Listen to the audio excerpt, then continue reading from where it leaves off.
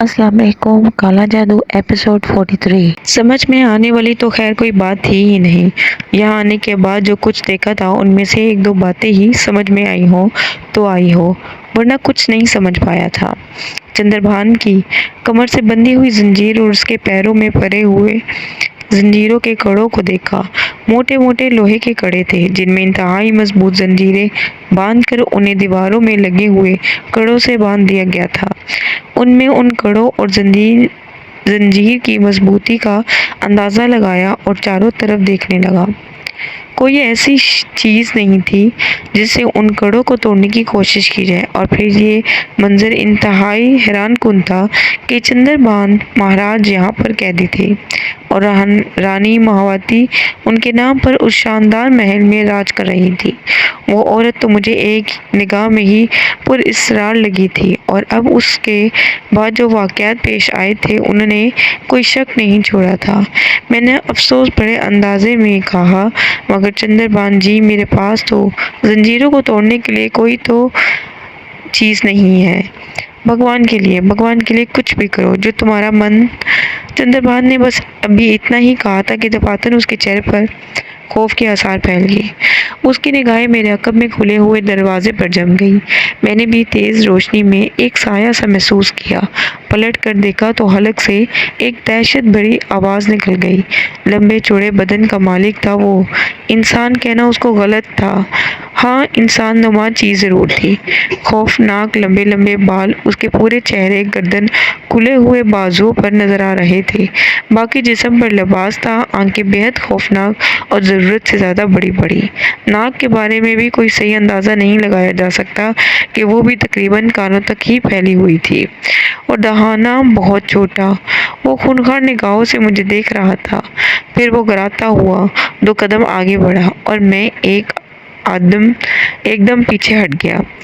लेकिन जैसे ही उसकी निगाह मेरी आंखों से टकराई, दफातर वो उस अंदाज में पीछे हट गया जिस अंदाज में आगे बढ़ा था। उसके दोनों हाथों की मुट्ठियां भींच गई थी और वो अजीब सी नज़रों से मुझे देख रहा था। फिर उसके हलक से खौफनाक गराहटें निकलने लगी और वो अपनी जगह खड़ा खड़ा उछलने लगा।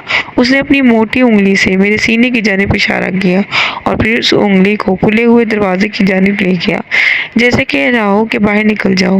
मैं खामोशी से उसे देख रहा था और यह अंदाज़ा लगा रहा था कि ये अनोखी मखलूक इंसान है भी या नहीं।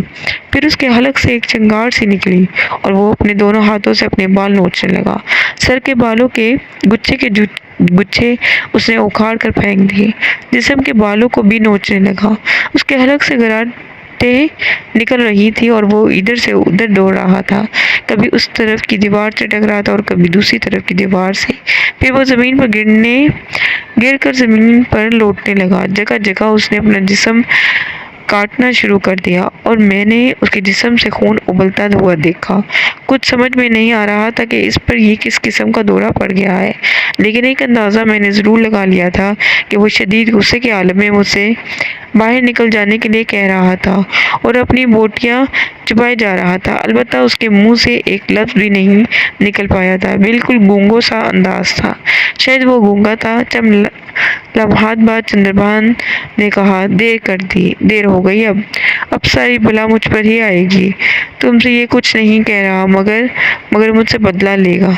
जाओ बाहर निकल जाओ। पता नहीं उसने तुम पर हमला क्यों नहीं किया, अपना गुस्सा क्यों जब्त कर रहा है। ये गूंगा है। हाँ, कौन है ये? चंद्रभान ने कुछ कहना चाहता था, लेकिन अपने अल्फाजों को आहो में तब्दील करके रह गया। फिर उसने जाओ निकल जाओ। हो सके तो दोबारा मजलूम की तरफ रुख करना। किसी को मेरे बारे में बता देना। लोगों से कह देना कि चंद्रभान दफातर ने नीचे लेटा हुआ आदमी होलनाक आवाज़ में चीखा। ये आवाज़ उस कमरे में इस तरह गूंजी थी कि कानों के पर्दे फटते हुए महसूस हो रहे थे। इसके बाद उसने चंद्रभान की तरफ छलांग लगाई और चंद्रभान भी खौफजदा होकर पीछे हट गया था, मगर उस शख्स ने चंद्रभान पर भी हमला नहीं किया। फिर मेरी जानिब मुड़ा और दरवाजे दरवाजे की जानब इशारा करके आहिस्ता आहिस्ता आगे बढ़ने लगा। अब वहाँ रुकना हिमाकत थी। ज़ाहिर है इस भौंचाल से मुकाबला करने का तो तसव्वुर भी नहीं कर सकता था, और फिर मेरा मुकाबला किस बुनियाद पर करता, कुछ भी तो मालूम नहीं था मुझे। एक और अनोखी चीज़ देखी थी मैंने यहाँ, और फिर मैं हैरान दरवाजे से बाहर निकल आया। बाहर का मंजर वही था, चिलचिलाती धूप, सुनसान और वीरान रास्ते। वो मेरे पीछे पीछे आया था और उसने मेरे बाहर निकलते ही ये दरवाज़ा भी बंद कर दिया था। बल्कि चंद्रभान जिन के कमरे का दरवाज़ा वो पहले ही बंद करके आया था। मैं एक लम्हे खड़ा उस बंद दरवाजे को देखता रहा, फिर गर्दन झटक कर वहाँ से आगे बढ़ा। लानत है इस ज़िंदगी पर। जो कुछ भी नज़र आता है ऐसा ही नज़र आता है जिसका सर पैर समझ में ना आए। वहाँ से पलट पड़ा और इधर उधर घूमना बेकार समझकर अपनी राशगा में आ गया। देर तक इस सारे किस्से के बारे में सोचता रहा और इसके सिवा कोई अंदाज़ा नहीं लगा सका था कि माहवाती पुरअसरार और ख़तरनाक औरत है। वो क्या है और क्या कर रही है इसके बारे में ज़ाहिर है मुझे कुछ मालूम नहीं था, और ना ही उन सारे गोरख धंधों के बारे में मेरी कोई मुलाकात। हालांकि तवील अरसे से इस जाल में फंसा हुआ था। फिर मैंने सोचा कि हाजी साहब ने मुझे इसलिए तो यहाँ नहीं भेजा कि माहवाती के बारे में मालूमात हासिल करूँ। माहवाती बस हाजी साहब की एक पार्टी थी और हाजी साहब ने उसे साड़ियाँ फ़रोख्त की थी जिनका मुआवजा उन्हें मिल गया था। अगर आज शाम तक माहवाती मुझे वो डिज़ाइन नहीं दे देती और हाजी के लिए नया ऑर्डर नहीं दे देती तो मैं यहाँ से वापस चला जाऊँगा। हाजी साहब से कह दूंगा कि वहाँ कुछ ऐसे अजीबोगरीब हालात का सामना करना पड़ा जिनकी वजह से मैं वहाँ रुक नहीं सका। हाजी साहब अच्छे आदमी हैं, इस बात का बुरा नहीं मानेंगे। बहरहाल मैं अपनी जान तो खतरे में नहीं डाल सकता था। ये दूसरी बात है कि मुझे अपनी जान की परवाह नहीं। सब कुछ हो रहा था, सब कुछ पूरे सुकून के साथ कर रहा था, लेकिन नुक्ताए नज़र अभी तब्दील नहीं हुआ था। अपनी ज़ात के साथ भला उस वक्त तक क्या दिलचस्पी हो सकती है जब तक कि माँ बाप और बहन भाई ना मिल जाएं। उनके लिए ही तो ज़िंदगी लुटा दी थी। जो खो दिया था उसे पाने की आरज़ू में ही तो जी रहा था। अगर ये आरज़ू ख़त्म हो जाए और दिल उस बात का यकीन कर ले कि अब वो ज़िंदगी में कभी नहीं आएंगे, तो फिर एक लम्हे भी अपने लिए जीना बेकार था। क्या फ़ायदा इस तरह तनहा जीने का। कोई तो बहुत कुछ मिल जाएगा, लेकिन सबसे बड़ी तलब माँ बाप की थी, सबसे बड़ी हसरत उन्हीं की थी, और उस हसरत उस खिसक को दिल में दबाए जहाद कर रहा था अपने आप से, और कोशिश कर रहा था कि मुझे मेरी खोई हुई हस्ती वापस मिल जाए। अगर ऐसा हो गया तो उसके बाद एक मामूली इंसान की हैसियत से अपने माँ बाप के कदमों में ज़िंदगी बसर कर देना दुनिया की सबसे बड़ी इबादत समझूंगा।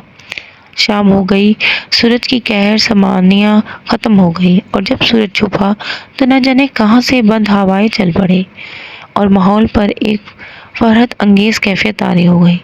सुंदरी दोबारा मेरे पास नहीं आई थी। इस वाक़ये के बाद से मुझे यूं लग रहा था जैसे वो मुझसे रूठ गई हो। मैं लानत भेजता था ऐसी सुंदरियों पर, लेकिन शाम को जब मेरे लिए खाने पीने की चीज़ें आई और मैं उन्हें खाने में मसरूफ़ हो गया, तो खाना लाने वाले मुलाजिम ने कहा, महाराज आप तैयार हैं? कालीदास जी ने कहा है कि खाने से फ़राग़त हासिल करने के बाद आपको रानी मायावती से मिलना है। रानी जी आ गई? हाँ ठीक है, तुम भी उन्हें मेरा ये पैगाम दे दो कि मैं फ़ौरन ही उनसे मिलना चाहता हूँ। मैंने खाने से जल्दी जल्दी फ़राग़त हासिल की और इंतज़ार करने लगा कि रानी मायावती मुझे बुलाए। आने वाला कालीदास ही था, वही काला बजंग जो अब मुझे इंसान से ज़्यादा शैतान मालूम होने लगा था, ख़ुसूसन उस वक्त से जब से मैंने उसे तस्वीर से गायब होते देखा था। मुस्कुराती निगाहों से मुझे देख रहा था, एक मायने खेज मुस्कुराहट थी उसके होंठों पर। फिर वो बोला, आइए महाराज, रानी मायावती आपको डिज़ाइन देना चाहती हैं। मैं खामोशी से उसके साथ आगे बढ़ गया। वो मुझसे चंद कदम आगे चल रहा था। मुख्तलिफ गुलामों, गर्दिशों और राहदारियों से गुजरा। वो मुझे महल के अंदरूनी हिस्से में ले गया। बड़े से जो भी दरवाजे को खोला और अंदर दाखिल हो गया। वसीओ अरीज़ कमरा था, जिसमें शानदार और कीमती फर्नीचर सजा हुआ था। रानी मायावती एक बहुत कीमती और चौड़ी कुर्सी पर बैठी हुई थी, कीमती साड़ी पहने हुए, चेहरे पर वही पुरवकार कैफियत जिसे देखकर यह एहसास होता था कि कोई किसी रानी ही के सामने है। मुस्कुराती निगाहों से मुझे देखा और कहने लगी, आओ आओ आगे आओ, रुक क्यों गए? कालिदास, हमारे मेहमान को कोई तकलीफ तो नहीं हुई तुम्हारे घर में? कोशिश तो यही की है महारानी कि आपके मेहमान को कोई तकलीफ ना होने पाए। कालिदास के लहजे में एक तो मुस्कुराना छुपा हुआ था। उनकी खातिर मदारत भी की। हाँ, मगर सुंदरी कहती है कि ये सुंदरता को पसंद नहीं करते। कालिदास ने जवाब दिया। तुम भी बुद्धू हो नरे कालिदास जी, जिसके चरणों में अंदर सभा सजती हो, उसे सुंदरी की सुंदरता से क्या लगाव होगा? मगर पूरन भगत हमें भगतनी का संभाव नहीं दे रहे। क्यों पूरन महाराज? रानी ने दिल मोल लेने वाली नजरों से मुझे देखते हुए कहा। रानी जो कह रही थी वो समझ में आ रहा था। फिर उसने कहा, हमसे बोलोगे नहीं महाराज? हुक्म दीजिए रानी जी, मैंने कहा। अपने बारे में बताओगे नहीं क्या? एक मुसलमान के यहाँ नौकरी कर रहे हो, नाम भी मुसलमानों जैसा, रूप भी उनका सा। ऐसा क्यों है? इसलिए कि मैं मुसलमान हूँ। कोई मुसलमान पूरन नहीं हो सकता, या कोई पूरन मुसलमान नहीं रह सकता, रानी ने कहा। आपकी बातें मेरी समझ में नहीं आ रही हैं रानी जी। मुझे यहाँ बहुत वक्त गुजर चुका है, मैं जाना चाहता हूँ। हाजी साहब मेरा इंतज़ार कर रहे होंगे। आप ऐसे कहाँ जाएंगे पूरन महाराज? हमें कुछ देते जाइए। ऐसे ही थोड़ी रोका है आपको? चले ठीक है, आपकी बात ही सही।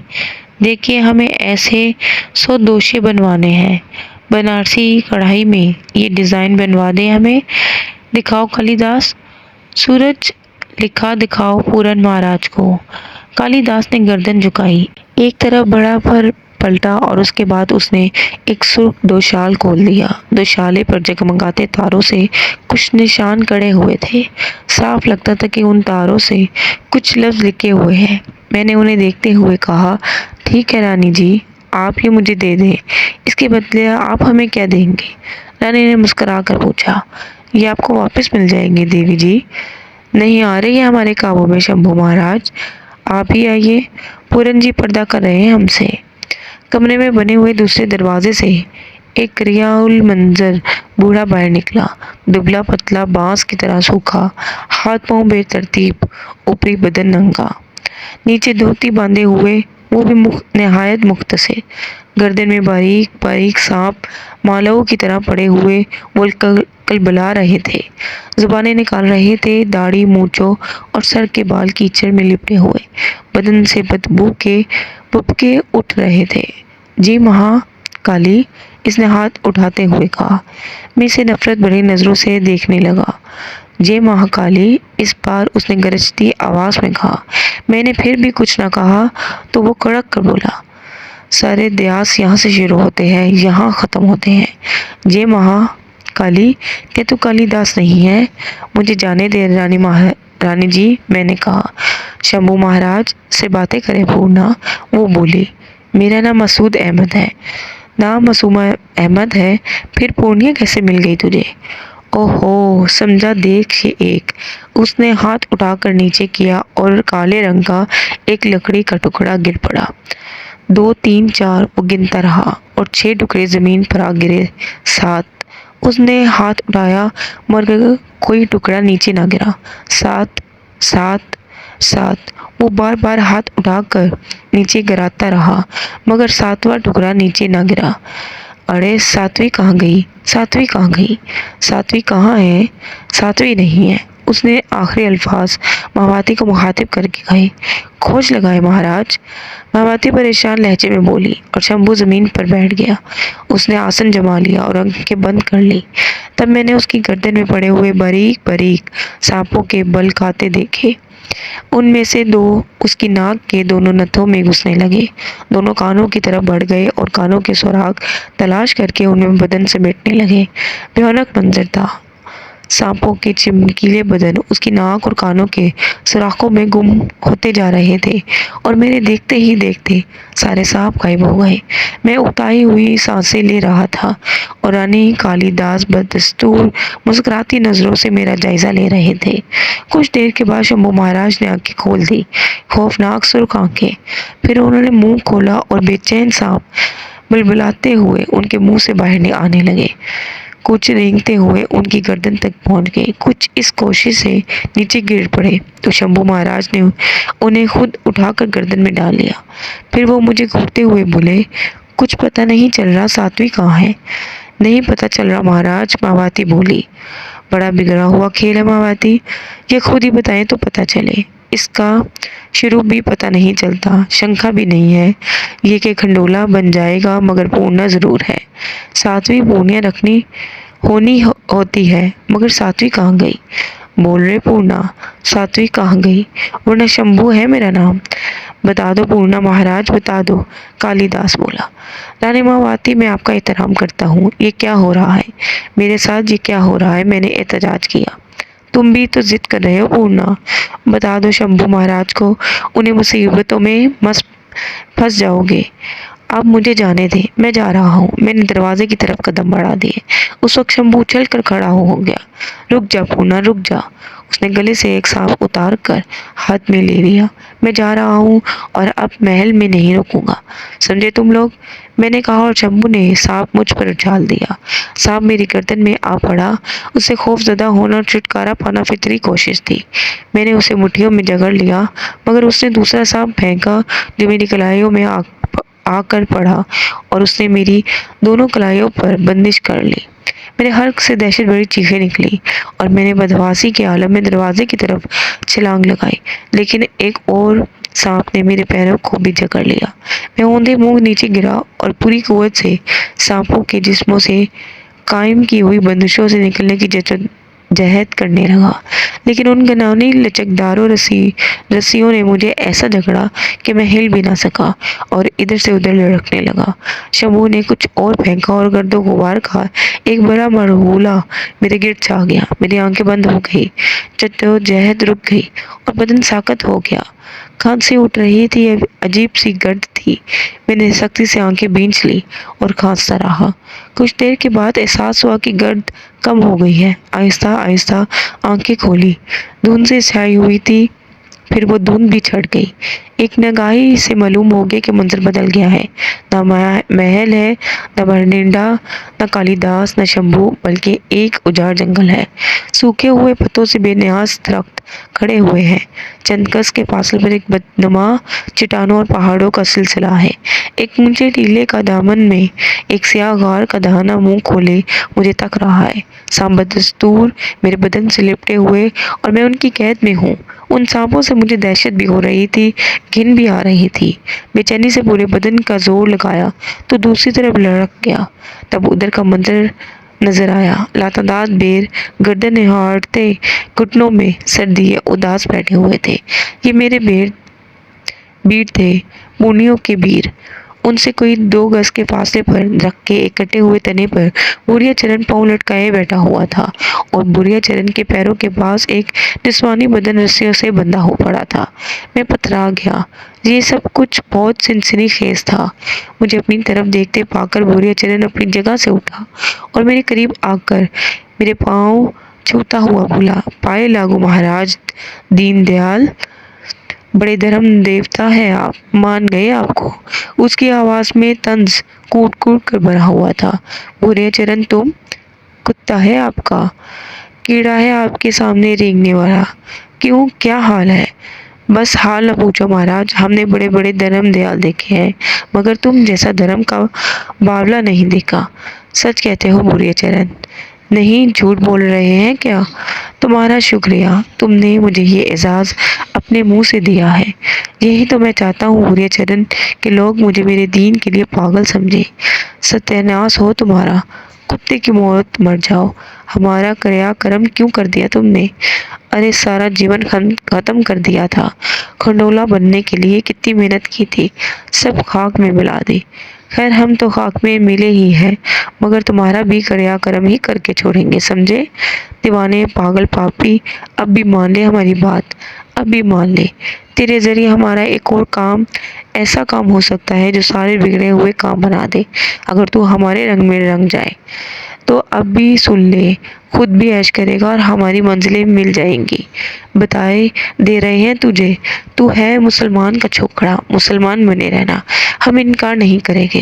मुसलमानों में घुस जाना, दीन देवता बन जाना, लोगों के काम निकालते रहना और सबको धोखा देते रहना।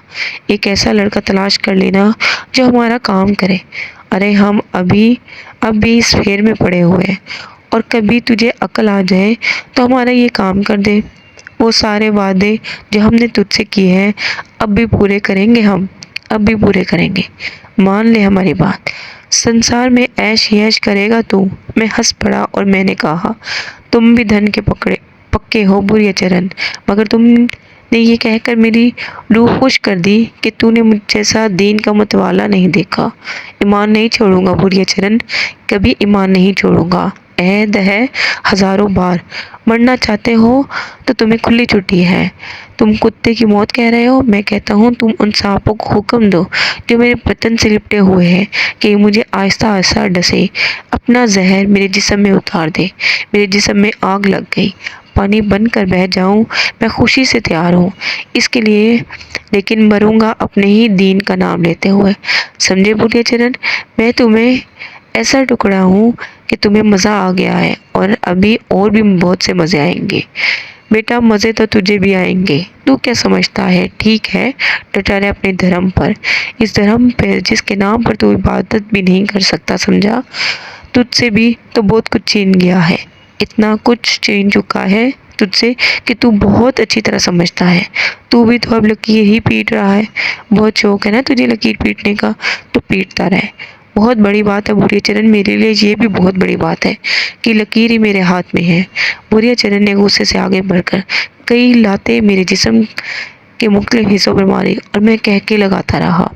वो दीवानगी के आलम में लाते और घूंसे मारता रहा और मैं पीटता रहा और हंसता रहा। फिर वो खुद ही थक गया और दूर हटकर खूंखार नजरों से मुझे देखने लगा। उसके मुंह से खौफनाक कराहटें निकलने लगी थी। यूं लगता था जैसे वो बहुत थक गया हो। नहीं मरेगा तू, नहीं मरेगा, मर गया तो फिर मजा ही क्या आएगा? क्या समझा? बोल, मानेगा मेरी बात? कौन सी बात बुढ़ी चरण? देख इधर देख, वो कौन है सामने? मुझे नजर आ रही कोई औरत है, सुंदरी है, ये सुंदरी महावाती की नौकरानी पायल, समझ रहा है? याद आ गया तुझे? क्या कहा था मैंने पायल के लिए? देख वो छरी भी रखी है, बर्तन में, गर्दन काट उसकी और उसका खून पी ले। बस इतना ही करना है तुझे, इतना ही करना है, उसके बदन का सारा खून पी ले, बात बन जाएगी। नामुमकिन, तेरे एक भी नापाक ख्वाहिश पूरी नहीं करूँगा बुढ़े चरण, हराम खोर ना शुक्रे। बुढ़े चरण ने दांत खिचखिचा कर एक लात मेरे पेट पर रसीद की और कहा, इतना कुछ अगर हम किसी और को दे देते तो जीवन भर तलवे चाटता हमारे। इस चमेयार शंभू ने तुझे नागवा से बांध दिया है, चरणों की धूल भी नहीं है तेरी वो। अपने बेरों को हुक्म दो तो महावाती के महल को फूकों से उड़ा दे। वो एक एक को कच्चा चबा जाए मगर तेरा धर्म चला जाएगा। उनसे कोई काम ले, यही बात है ना? हाँ यही बात है बुढ़े चरण, तो फिर हम क्या करें? जा पड़ घूर पताल में, तेरा सत्यानाश। मुझे उनसे छुटकारा कैसे मिलेगा बुढ़े चरण? वीरों को पुकार या मुझसे वादा करके उस पायल का खून पी लेगा? नहीं बुढ़े चरण, ऐसा कभी नहीं होगा। जीऊँगा, हर तरह के हालात में जीऊँगा। उनसे राब्ता करके तो मैं अपने माँ बाप से भी मिल सकता था, जिनसे एक बार मिलने की आरज़ू में मैं जी रहा हूँ, मगर उनसे काम लेने का मतलब है कि मैंने उन्हें कबूल कर लिया। अगर ऐसा मैं नहीं करूँगा बुढ़े चरण, कभी नहीं। बुढ़े चरण कुछ चौंक सा पड़ा था, वो अजीब सी नज़रों से मुझे देख रहा था। फिर वो हंसा, पहले आहिस्ता से, फिर ज़ोर से, और फिर वो कह के लगाने लगा। हंसता हुआ बोला, अरे वाह, अरे वाह, ये हुई ना बात, बढ़िया बात ये हुई ना। मेरी इस खोपड़ी में ही नहीं आई थी। तूने खुद ही बताई है कि तेरे माता पिता, बहन भाई, अरे वाह क्या बक रहा है? बताता हूँ। वो खुशी से उछलता हुआ बोला। अब तेरे माता पिता ही तुझसे मेरी बात मनवाने पर मजबूर करेंगे। वही तुझसे मेरा काम कराएंगे। तूने खुद उनकी तरफ इशारा किया है। तू ही है भंगी बुढ़ियाचरण। मैं तो उनके कदमों की खाक हूँ। मेरा ईमान तो बहुत कमज़ोर है। उनके मुकाबले में तू क्या और तेरी औकात क्या? तू उनका कुछ नहीं बिगाड़ सकता। समय बताएगा बालक। अब उनके लिए नरक बन जाएगा तेरी वजह से, सिर्फ तेरी वजह से। और तुझे भी दिखाएंगे हम। अब दूसरा रास्ता पकड़ेंगे हम। चलते हैं। चल रही तू यहाँ क्या करेगी? मर कर। अरे भाग जाओ तुम भी अब सारे रे। क्यों सर फोड़ रहे हो इस धड़की से? चलो जाओ, भाग जाओ, उसने वीरों से कहा और वो सब उठ खड़े हुए। आहें भरते वहां से आगे बढ़ गए। बुढ़ियाचरण ने सुंदरी को उठाकर कंधे पर डाला। वो शायद बेहोश थी। फिर उसने मेरी तरफ रुक करके थूका और सुंदरी को कंधे पर लाद दे आगे बढ़ गया। कुछ देर के बाद वो मेरी नजरों से ओझल हो गया। मेरा दिल घबराने लगा। दिमाग में सनसनाहट होने लगी। क्या मुझसे गलती हो गई? क्या मुझे उससे अपने माँ बाप का तस्करा नहीं करना चाहिए था? आह, क्या गलती हो गई। खुदा उसका हामी और नासिर हो। खुदा नहीं उन्हें अपने तहफूज में रखे। आंखों में कोरों से आंसू टपकने लगे। अकब से कुछ आहें उभरी तो सरगोशियाँ। चला गया? हाँ चला गया। आओ। मैं चौंक पड़ा। ये कौन हो सकता है? समझ में नहीं आया था, लेकिन वो दोनों सामने आ गए। मैंने उन्हें पहचान लिया। शंभू और कालिदास थे। दोनों मेरे सामने आ खड़े हुए। फिर शंभू बैठ गया। वो गौर से मुझे देख रहा था। फिर गहरी सांस लेकर कहा, और तू कहता है तू कुछ नहीं है? मैंने आंखें बीच कर आंसू से साफ की और आहिस्ता से कहा, हाँ वो शंभू, मैं कुछ भी नहीं हूँ। मन तो चाहता है एक बड़ा सा पत्थर पहले तेरे सर में मार कर उसे कुचल दे, फिर अपने सर में मार कर खुद को भी खत्म हो जाए। तेरे वीर बैठे हुए थे। एक इशारा करता उन्हें तो वो तबाही मचा देते, तुझे खोल देते। तूने ऐसा भी नहीं किया। तूने देखा शंभू, मैंने ऐसा नहीं किया। क्यों? आखिर क्यों? इसलिए कि मैं मुसलमान हूँ। न तुम्हारे काले जादू पर ईमान रखता हूँ, न उससे कोई मदद लेना चाहता हूँ। मेरे दीन से ये सब नापाक है, गलीज है। मुझे हमेशा अपने खुदा पर भरोसा रहा है और हमेशा रहेगा। इंसान हूँ, कुछ गलतियाँ कर बैठता हूँ, लेकिन जब तक जिंदगी उससे मदद मांगता रहूंगा, किसी नापाक कुव्वत को आवाज नहीं दूंगा। अरे तो फिर उस काले संसार में कैसे आ फंसा? तुझे ये सब बताना जरूरी नहीं समझता। जिद मत कर, ये बताना तेरे लिए फायदेमंद भी हो सकता है।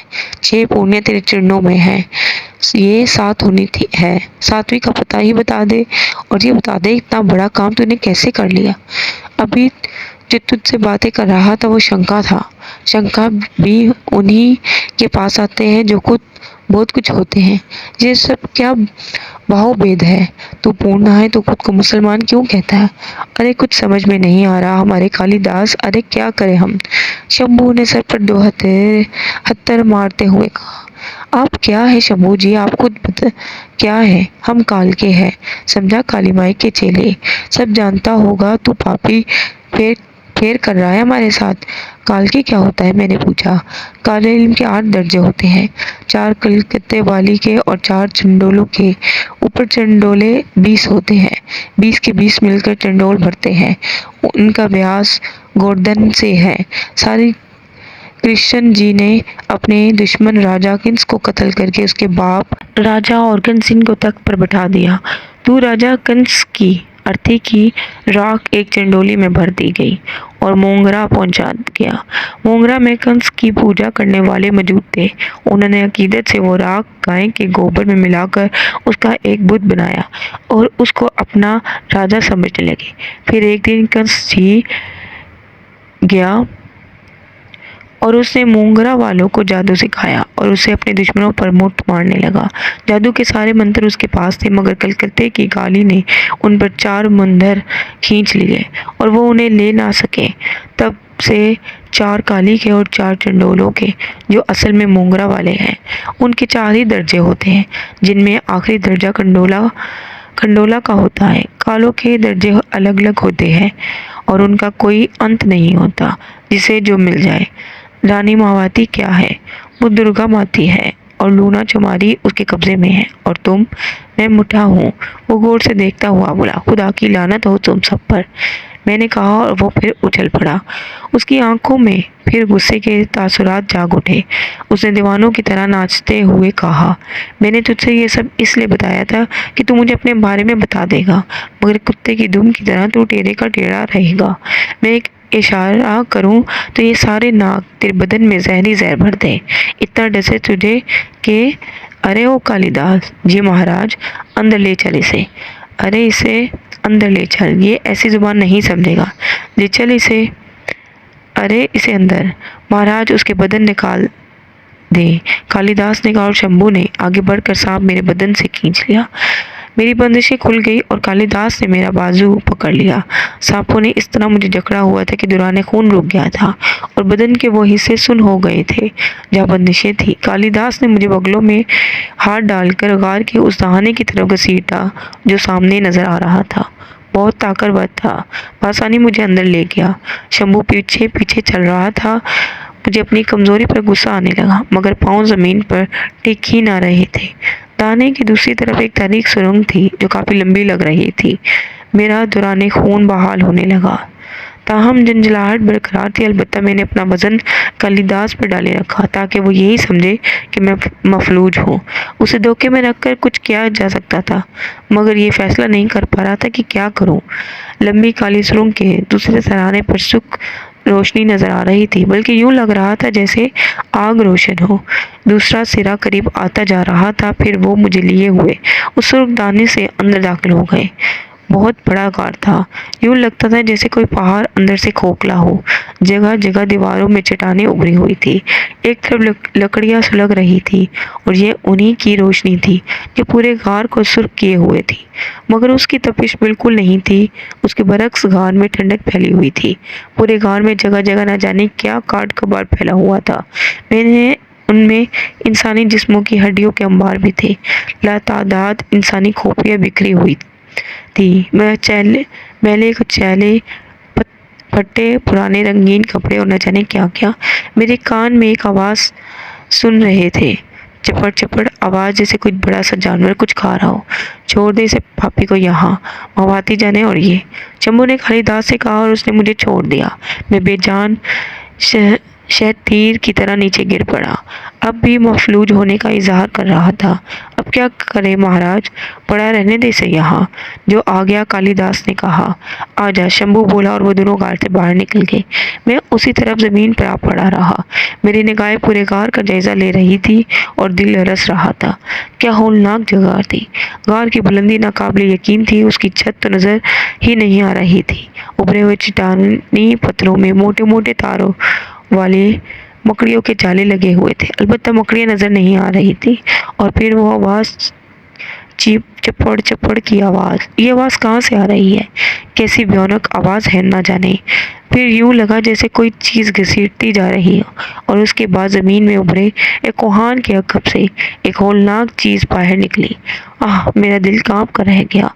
चट्टानी कोहान के पीछे से एक स्याह इंसानी जिस्म बरामद हो रहा था। एक तनोमंद इंसानी जिस्म जो किसी औरत का था। उसका अकबी हिस्सा निगाहों के सामने आया था। घुटनों के बल झुकी हुई थी और यूं लगा जैसे किसी शय को घसीट रही हो। फिर स्याह जिस्म कोहान के अकब से मुकम्मल तौर पर बाहर निकल आया और वो होलनाक मंजर मेरी आंखों के सामने नुमाया हो गया, जिसे देखकर दिल की धड़कनें बंद हो गई। स्याह रंग की तनोमंद औरत जिस चीज को घसीट कर पीछे हट रही थी, वो एक निस्वानी जिस्म बदन था, खून में नहाया हुआ। बेजान खूनखार औरत के लंबे स्याह बालों से दूसरे जिस्म का कुछ हिस्सा ढका हुआ था। खुद उसका चेहरा भी उसके बालों में छुपा हुआ था। वो बिल्ली की तरह दोनों हाथों पैरों के बल पीछे खिसक रही थी और यकीनी तौर पर दूसरे मुर्दा जिस्म को दांतों में चबोए हुए थे।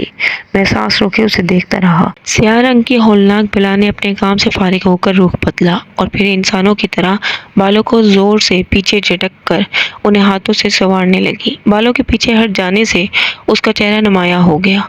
क्या भयानक चेहरा था, मुकम्मल तौर पर निस्वानी, नकोश और शायद जाने पहचाने।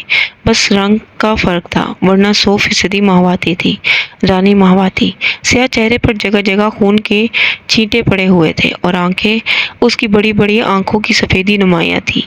काली पुतलियों की जगह एक सीधी सबज रोशन लकीर नजर आ रही थी, तेज सबज रोशन लकीर। होंठ गहरे सुर्ख हो रहे थे। मुझ पर शायद उसकी नजर नहीं पड़ी थी। चनाचा वो फिर हाथों और घुटनों के बल झुककर मुंह से उस इंसानी बदन को टटोलने लगी। वो उसे जगह जगह से सूंघ रही थी। फिर अचानक उसने एक राहट जैसी आवाज निकाली और मुर्दा जिस्म के सीने में दांत गाड़ दिए।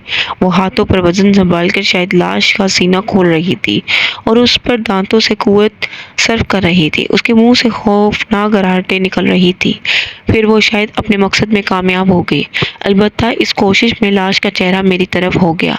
गर्दन शायद पहले चुबा ली गई थी, मगर चेहरा महफूज था और गर्दन के साथ लगे हुए खाल के किसी टुकड़े से झूल रहा था। मैंने उसे देखा और बेख्तियार मेरे हल्क से चीख आजाद हो गई। वो रजनावती थी, वही मासूम लड़की जो इमली के दरख्त पर छुपी हुई थी और भूख से बेताब होकर खिड़की के रास्ते अंदर आई थी। उसे जिंदगी का खतरा था। उसे अपनी जान का खौफ था। और वो ही हुआ।